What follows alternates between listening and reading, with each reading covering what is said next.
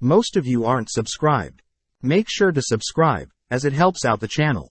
Without further ado, the series starts with our MC, Sunraku, having just defeated the final boss, praised by his elven friend Faria. Seeing as he's now done everything he wanted, Sunraku leaps into the air, kicking and slaying Faria. As we zoom out, we notice our MC celebrating finishing the VR game, Familia Chronicle, happy to have finally repaid Faria for putting him through the horrible game. Our MC narrates how over the years, hundreds of games are produced with the sole purpose of release, but sadly most of these games become trash games.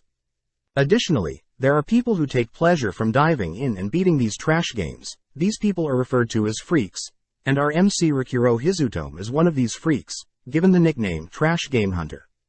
Leaving his room, Rikuro gets ready for school, grabbing a bite to eat, changing into his school uniform, only to head out.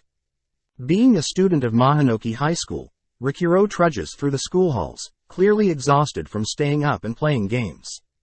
At the same time, we cut to a shy girl, who spots Rikuro from afar, hiding and practicing her lines to start a conversation with Rikuro. Right as Rikuro walks past the shy girl jogs forward, calling out Rikuro's name, but sadly is interrupted as Rikuro has already begun chatting with one of his own friends. Cutting to a game shop, we see the owner, Mana Iwamaki, putting a poster up, hoping that the poster will draw in new customers.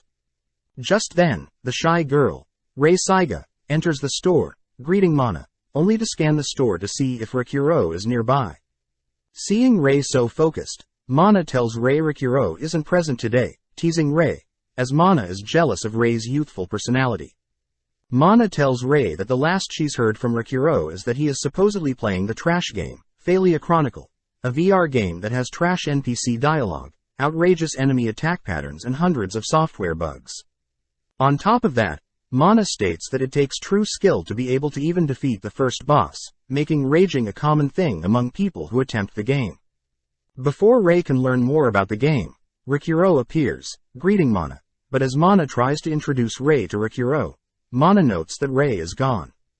Venting for a bit, Rikuro states that the Faria is the sole reason that his gaming experience was horrible, stating that Fairy simply causes more and more issues for Rikuro to resolve, and on top of that she gets party members killed.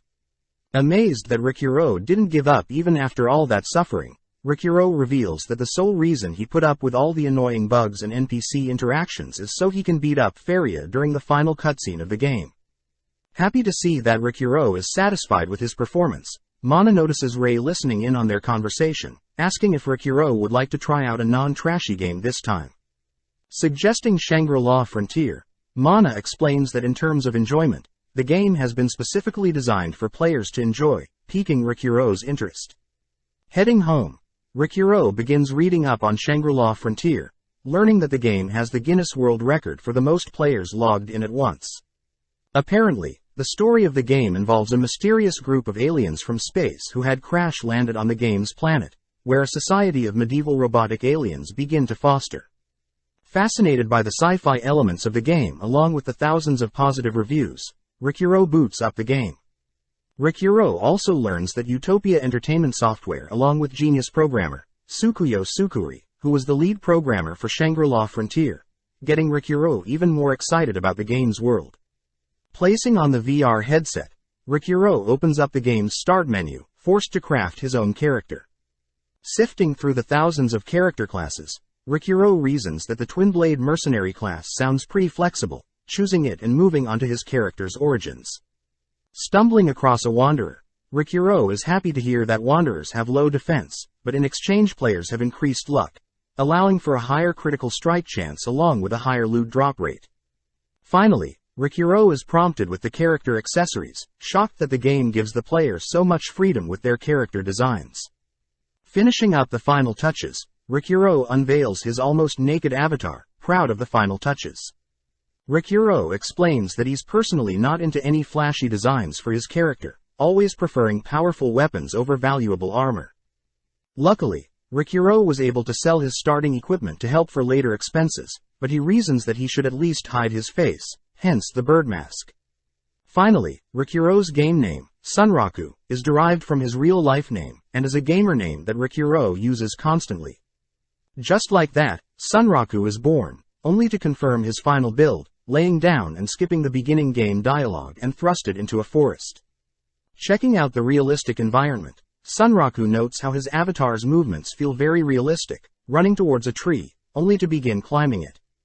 Upon reaching the peak of the forest, Sunraku takes a second to admire the vast scenery and take in the fresh breeze. Pulling up the player's map, Sunraku wonders if a tutorial town for beginners is nearby, but unbeknownst to him, players that choose the Wanderer origin are spawned in a random location within the beginner zone. Starting by noting the location of the forest of Rampant that he's in, Sunraku spots his own marker along with the tutorial town that he notes is nearby. Knowing that he must head west, Sunraku leaps from the trees, cleanly landing on the ground with his bare feet, impressed at how his body moves. Making his way through the forest, Sunraku checks out his stats, not surprised to see that his vitality is quite low, wondering when he'll get a chance to try out his increased luck boost. Right at that moment, Sunraku senses a fast approaching monster, leaping out of the way, just as the monster brings its axe down on Sunraku's position. Surprised to have encountered a monster so early on in the game, Sunraku embraces the challenge, equipping his twin blades and taking a stance, ready to fight. Allowing the goblin to come in close, Sunraku dodges the goblin's swing, pivoting, only to cleave the goblin in half, instantly killing it. Brushing off his instant kill as beginner's luck, Sunraku is happy to see that he's now level 2 and that the goblin dropped its axe. But just then, Sunraku hears another monster approaching. Instantly appearing from a nearby bush, a Vorpal bunny attempts to decapitate Sunraku, but Sunraku blocks its strike, managing to strike the bunny, blowing it back. Knowing that he'll perish if the bunny hits him even once, Sunraku gets serious, clashing with the bunny to get a feel for its movements, spotting an opening, only to land a critical strike on the bunny, killing it for good. Seeing his level rise to level 4, Sunraku is upset the bunny didn't drop its rare blade, but suddenly a screen pops up, notifying Sunraku that he's acquired the flash parry skill that'll help when he blocks or parries strikes.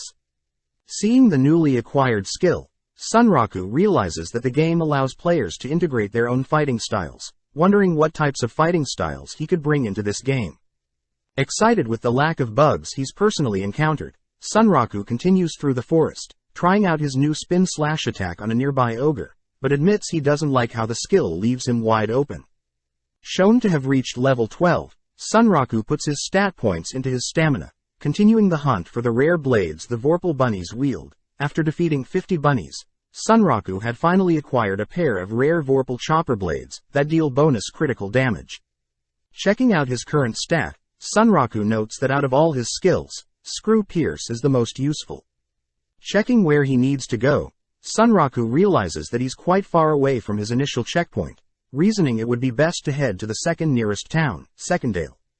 At the same time, we cut elsewhere to see a knight in armor enter a town, having just exited the Rampant Forest. Having finally made it to the first starting town, Firstia, the knight immediately stands out like a sore thumb, catching the attention of all the NPC villagers who note that the knight is part of a special clan. Scanning each villager one by one, the knight hopes to find Sunraku, but as we zoom out, we see that Rei is revealed to be the knight in shining armor. Sad that she couldn't find Sunraku in town. Back with Sunraku, we see that he has made it to a bridge, noting how there is a ravenous python guarding the bridge, deemed the area's boss. Excited to test out his new skills, Sunraku rushes towards the python, leaping over it only to cast tap steps in order to increase agility. Dodging and observing the python's attack patterns, Sunraku concludes that the boss is a beginner-friendly monster, meaning that it should be no problem for Sunraku to slay. Rushing towards the python, Sunraku attempts to land some scratches on the python's body, but the snake's scales are too tough, shattering one of Sunraku's blades. With no other choice, Sunraku equips his pair of Vorpal choppers, leaping into the air and preparing to slay the python with a single critical strike. Just then, the python unveils its venom, blowing Sunraku back, who begins to panic. Rushing to see what the poison's effects are, Sunraku is relieved to see that the poison deals 10 HP worth of damage every 10 seconds to his total 30 HP character. Seeing the python taunt him, Sunraku reasons that he should hurry, as he doesn't have too much time left before the poison kills him. Exchanging blows with the python, Sunraku realizes that slowly picking away at one another will favor the python, Therefore he should aim to take the creature down with critical strikes. With his current battle experience, Sunraku believes that critical hits in this game aren't caused by luck, but instead are caused by precise strikes to certain parts of a monster.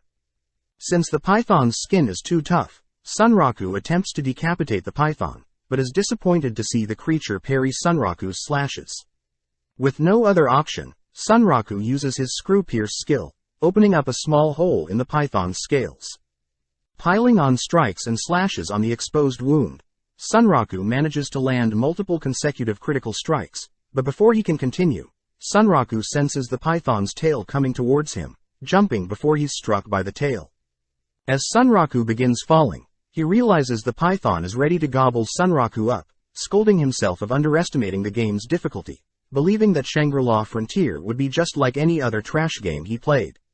Snatching Sunraku out of the air, the python attempts to devour Sunraku in one go, but Sunraku holds strong, escaping out of the jaws of the python only to use his flash counter to put some space between him and the python. Grabbing a hold of the python's hair, Sunraku plunges his blade into the python's eye, landing a critical hit and finally defeating the boss. Happy to see that he's reached level 14, Sunraku inspects the python scale and hair that he obtained from slaying the boss, but is reminded that his health has dropped so much. Putting several points into his stamina and agility, Sunraku begins bolting towards the nearest town, in hopes of purchasing an antidote for his poison. Cutting to the gate of a nearby town, we see Mia and Reggie talking about their plan on taming a pet dog in-game. Reggie reveals that he had spent 3 months trying to convince his crush, Mia, to play with him, happy that his dreams are finally happening. Just then, the two are interrupted by Sunraku, who Mia mistakes for a monster, but Reggie points out that Sunraku has a player name, warning Mia to not kill other players as that would earn her a skull above her own game name. Realizing that Sunraku is poisoned, Reggie points Sunraku to a nearby inn, telling Sunraku that he won't be able to save a spawn point until he sleeps in a bed. Grateful for the information, Sunraku heads directly to the inn, but seeing Sunraku so panicked, Reggie tells Mia that when he first started playing the game, he would see players poisoned by the python do the exact thing, impressing Mia with his game knowledge. Chatting with the innkeeper, Sunraku begs the NPC to skip the sign in steps and just give him a room, designated room 102. Leaping into bed, Sunraku manages to sleep, right as his HP hits 0, kicking him out of the game. Due to his death in-game, the game notifies him that his stats have been temporarily reduced. The next day, Sunraku begins exploring the town of Secondia, aiming to purchase a map, recovery items and some new equipment. Continuing to walk through town, Sunraku gets some weird looks from other players, reasoning that it would be best to at least cover his naked body. Purchasing some frog leather armor with some defense bonuses, Sunraku heads over to the weapons shop, learning that his goblin axe isn't sold for much. Asking to see the blacksmith's best items, Sunraku is disappointed to see that his Vorpal choppers are far superior than any items listed. Seeing Sunraku's disappointed face, the blacksmith offers to make Sunraku any weapon he likes, but Sunraku must obtain the materials himself. The blacksmith tells Sunraku that the path from their current location of Secondale to the third town of Thirdrama houses the Dire Marsh Waste. Heading out, Sunraku learns that he can mine for ores in the Dire Marsh Waster, annoyed that he's been mining only stone so far, compared to the 2 ores he has obtained. Just then, Sunraku notices a mud frog nearby, choosing to ignore it, but the frog begins annoying Sunraku, splashing loads of mud on him, only to hop away. Pissed, Sunraku tosses his pickaxe at the frog, slowly marching through the mud to reach the creature. Knowing that the frog's skin is resistant to slash attacks, just like his frog skin armor, Sunraku reasons that a piercing attack won't work on it either, opting to use the goblin axe to smash the frog. Upon killing the frog, Sunraku obtains some mud frog skin, but seeing that he doesn't want to spend too long in the mud, Sunraku gets back to mining. Showing off his assortment of ores to the blacksmith praises the amount of ores Sunraku obtained in only 3 hours. Picking up a specific green ore, the blacksmith states that Sunraku has found a marsh coffin fossil, crafting Sunraku a pair of marsh daggers. Amazed at the weapon's durability, Sunraku learns that blacksmiths can also use materials to upgrade players' items.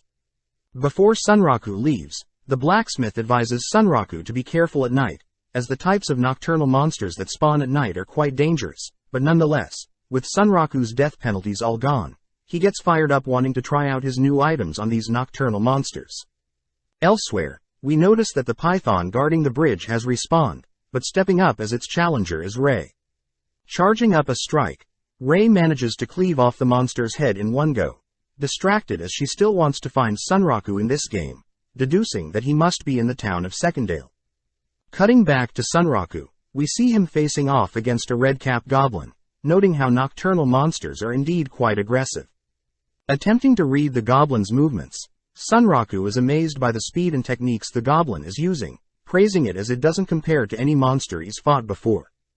As if a single goblin wasn't bad enough, Sunraku notices several other red-cap goblins sneaking up on him, wondering if fleeing might be his best chance at survival. Scolding himself for even considering running away, Sunraku welcomes the challenge, but before the goblins can pile on the attacks, a powerful monster appears. Out of nowhere, a unique type monster, Lycagon the Nightslayer, glares at Sunraku, howling as it intimidates Sunraku. At the same time, we see that Rei has reached Secondale, choosing to stand in the open and wait for Sunraku to arrive, but accidentally draws in a huge crowd. Flashing back, Rei is seen speaking with Mia and Reggie, confirming that Sunraku is indeed currently in the town of Secondale, wearing only a bird mask and trunks. Thinking for a bit, Rei is impressed that Sunraku managed to slay the ravenous python, without even visiting the first beginner town, and even managed to make it to the second town all alone. As a token of her gratitude, Rei opens her inventory, handing Mia and Reggie a coordinate teleporter, only to charge up a movement ability, instantly vanishing. Both Mia and Reggie are amazed at Rei's movements, but Mia wonders what that crest is on Rei's back, learning from Reggie that the crest belongs to a clan that focuses on unique monsters, mainly Lycagon the Nightslayer. Reggie states that monsters with the unique title are the rarest types, as normal monsters once slain or captured will naturally respawn, whereas unique type monsters only ever exist once. Apparently there are said to be 7 unique type monsters in the world, with each of their spawn conditions still unknown to players, so these Grade 7 are deemed colossi. Due to their infamy, players have formed clans to solely hunt their respective colossi. Reggie adds that out of the 30 million players ever since the start of the game a year ago, no one has ever defeated a colossi. Cutting back to Sunraku, Sunraku is clearly shocked at the overwhelming power the Lycagon has, having been able to decimate the red-cap goblins, simply by appearing. Within a split second, the Lycagon appears in front of Sunraku, bringing its paw down on Sunraku, but having broken out of his state of shock, Sunraku manages to block the strike with one of his new barrier skills. Leaping back, Sunraku goes on the offense, slashing at the Lycagon's fur, but his blades simply deflect off its thick coat. Leaping back to assess the situation, Sunraku attempts to taunt the creature, but secretly thinks to himself that he's quite lucky to have not died already. Having gained the perfect parry skill, Sunraku is clearly exhausted from slaying other nocturnal monsters all night, but seeing as the Lycagon is his greatest challenge yet, Sunraku reasons he should go all out. Swapping out his marsh daggers for his vorpal choppers, Sunraku uses a slide step, gliding through the air only to land a critical hit on the Lycagon's paw. With no damage inflicted, Sunraku continues to hack away at the creature's tough fur, with no luck of harming the creature. Suddenly a cloud passes over the moon, prompting the Lycagon to vanish, only to appear and pounce on Sunraku from behind. Able to evade the creature's attack, Sunraku watches as the creature disappears again, appearing out of nowhere, laying down a flurry of attacks this time, forcing Sunraku to prioritize defense. Stopping the Lycagon's movements with a timely barrier, Sunraku forces the creature to disappear, wondering if the Lycagon is using a teleportation spell. Continuing to dodge and evade the creature's random attack patterns, Sunraku wonders how he's been evading and striking the creature's tough fur for the last 5 minutes, but still hasn't caused any damage to the beast. Seeing as the Lycagon's fur is tougher than the ravenous hydra's scales, Sunraku racks his brain to find a way to defeat the creature, as his vorpal choppers are on the brink of breaking. Rushing towards the creature, Sunraku thinks about how the creature is far out of his league, but that mere feeling gets him more fired up, as he scales the creature's body, heading toward its head. Once again failing to puncture the Lycagon's fur with his blades, Sunraku is flung far away from the Lycagon, watching as the Lycagon suddenly howls, paralyzing Sunroku from head to toe. Out of nowhere, the Lycagon disappears once more, right as Sunroku's legs are cut off, falling helplessly to the ground. With a single HP remaining, Sunroku admits defeat, but before the Lycagon claims victory, Sunroku states that he'll one day return and personally take down the monster for himself. Being devoured by the Lycagon, Sunroku is marked by the Lycagon's curse, waking back up in his room. Realizing that he's been cursed, Sunroku reads out the effects of the curse, noting how he can't equip any equipment to the parts of the body that have the Lycagon's scars. Monsters of a lower level than Sunroku will automatically flee. Conversations with NPCs will be affected due to the curse. Body parts afflicted by the curse have magic resistance, and that the only way to remove said curse is from the prayer of saints or by slaying the curse user itself. Wondering if he's truly screwed, Sunroku goes on a walk to clear his mind, but gets pissed at his circumstances. Calming himself once more, Sunroku checks out his new stats, seeing that he's currently level 28, having still leveled up simply by fighting the Lycagon.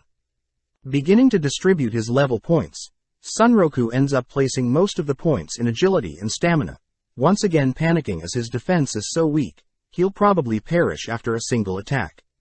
At the same time, Sunroku spots his luck attribute, wondering if his height luck was the reason he survived with 1 HP after the ferocious attack by the Lycagon.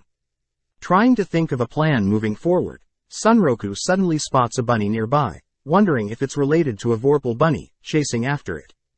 Hoping that he'll get some kind of rare drop upon catching it, Sunroku manages to corner it, but just then, a door appears, allowing the bunny to escape. Checking out the door, Sunroku sees that it's a unique invitation from Rabbituza, remembering that he had read up on these unique scenarios, where players are prompted with a quest, and upon completion get a rare item or skill. Knowing that even the strongest clans would kill to be given a unique scenario like him, Sunroku is pleased with placing most of his level points in luck, entering the door, but as it closes it's revealed that the recommended level is 80 compared to Sunroku's measly 28. Appearing from a massive tree, Sunroku spots Vorpal bunny civilians living in their own bunny town, but suddenly hears the bunny he had been chasing call out to him. The bunny states that it's amazed that Sunroku was willing to take on the Lycagon all by himself, managing to constantly evade the monster's attacks, all whilst endlessly carving away at the Lycagon. Wondering who this bunny is, the bunny continues to praise Sunroku's accomplishments, but Sunroku only gets weirded out, believing that NPCs should be affected due to his Lycagon's mark. The bunny introduces herself as a mole, revealing that her boss wants to meet Sunroku, both heading up the stairs and entering the palace of Rabbituza. A mole tells Sunroku that it's not too uncommon for players to visit their town of Rabbituza, but Sunroku will be the first to enter their palace. Getting excited about what gift he may receive from this unique quest, Sunroku enters the boss's room, immediately intimidated by the boss's presence. The boss begins stating that most players would turn tail and run, only to be defeated by the Lycagon, but Sunroku is by far the first to put on an honorable battle, praising Sunroku for his bravery. The boss introduces himself as Visash, asking Sunroku to sit down and have a chat with him. Flashing back in time, we see Mei asking Mana for advice, sad that she wasn't able to complete one of the games Sunroku was easily able to defeat.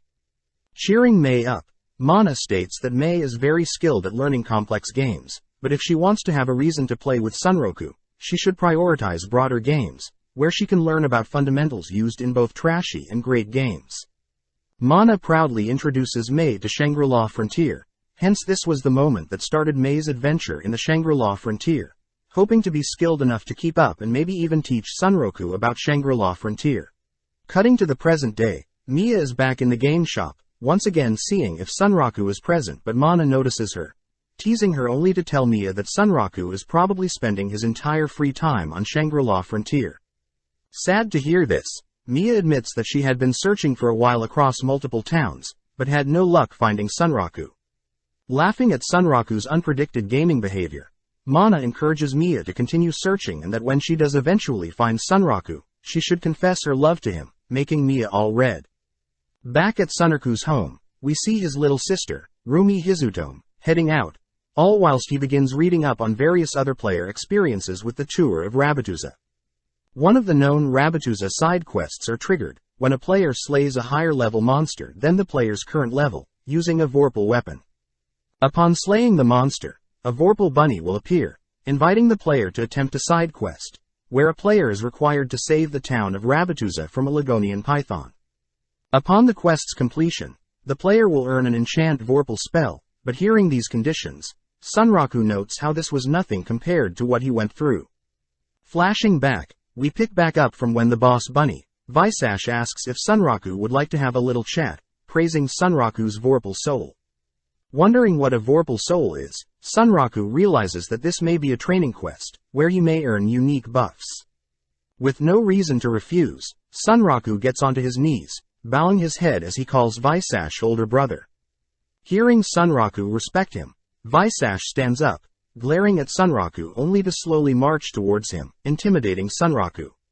Surprisingly, Visash thanks Sunraku for addressing him with respect, telling Sunraku that he only offers his unique training to people that respect him. Allowing Sunraku to address him as Vosh, Vosh calls for his daughter, Amul, to give Sunraku a tour of the palace, but Sunraku asks for a break, since he's been logged into the game for quite a while. Seeing as Sunraku needs to take a break, Amul states that she can help Sunraku find an inn, in order to sleep and save as a spawn point. Before Vosh leaves, he tosses a Vorpal soul collar item to Sunraku, which Sunraku is forced to equip. Reading the item, Sunraku is shocked to see that the item halves all experience points that he gains, but in exchange his stat points earned are multiplied by 2.5. Vosh states that people that go through necessary hardship are those that end up becoming the strongest, and this item will help Sunraku foster his Vorpal soul. Back in the present, Sunraku fails to find any articles or player experiences that recount meeting Amul, Vosh, or even entering the palace, meaning that Sunraku is truly the first ever person to enter this unique scenario. Checking the time, Sunraku realizes that he has to meet one of his friends, Katsu, in Berserk Online Passion, or BERP for short, another one of his VR games. BERP is a fighting game that is part of the trash games he's played in the past, and since it's quite an unpopular game, the player base has shrunk substantially, meaning most players know each other. With both Katsu and Sunraku logged in, they both initiate a duel against each other, both agreeing that anything goes in their match. Dashing towards Sunraku, Katsu shows off his new tentacle glitch move, impressing Sunraku, having expected nothing less from a pro gamer. Retaliating, Sunraku unveils his quick draw fist skill, easily matching Katsu's tentacle strikes, who notes that Sunraku's reaction speed is godly. As Sunraku and Katsu's match draws on, other players begin to take note of their duel, surprised that such pros are still playing a trashy game.